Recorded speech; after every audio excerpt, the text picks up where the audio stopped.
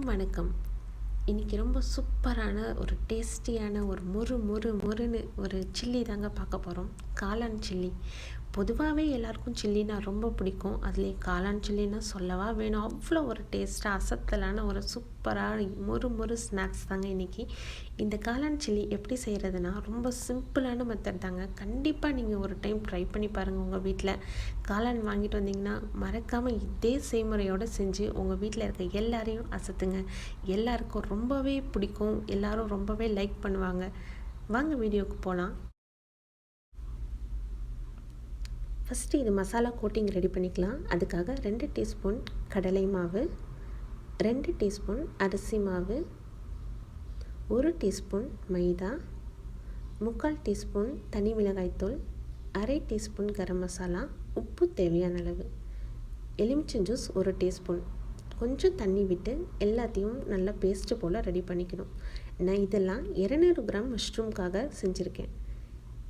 இதை 200 கிராம் காளானையும் நல்லா க்ளீன் பண்ணிவிட்டு கட் பண்ணி வச்சுக்கணும். ரொம்ப மொத்தமாகவும் கட் பண்ணக்கூடாது, ரொம்ப மெலிசாகவும் இல்லாமல் மீடியம் சைஸாக பார்த்து கட் பண்ணணும்.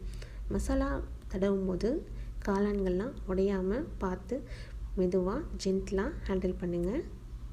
எல்லாத்தையும் தடவி ஒரு 10 நிமிஷம் ஊறினா போதும். எண்ணெய் சூடாகிற நேரம் போதும். எண்ணெய் சூடாகிடுச்சு. மீடியம் ஃப்ளேம்லேயே இருக்கட்டும். ஆயில் ரொம்ப ஹை ஃப்ளேம்லலாம் வைக்காதீங்க. மீடியம் ஃப்ளேம்லேயே எல்லா காளான்களையும் எடுத்து எண்ணெயில் போட்டு பொரித்து நல்லா வெந்த உடனே நல்லா எல்லா சைடும் வெந்து வர மாதிரி திருப்பி விட்டுங்க.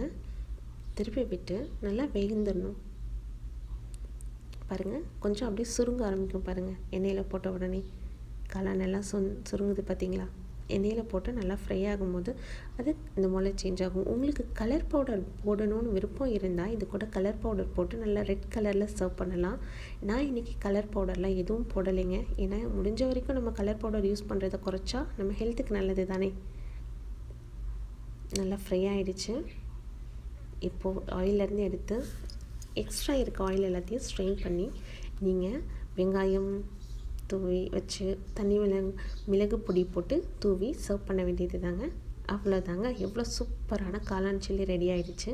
இந்த வீடியோ உங்களுக்கு பிடிச்சிருந்துச்சுன்னா நம்ம சேனலை சப்ஸ்கிரைப் பண்ணுங்கள். உங்கள் ஃப்ரெண்ட்ஸ் அண்ட் ரிலேட்டிவ்ஸோட ஷேர் பண்ணிக்கோங்க. தேங்க்யூ.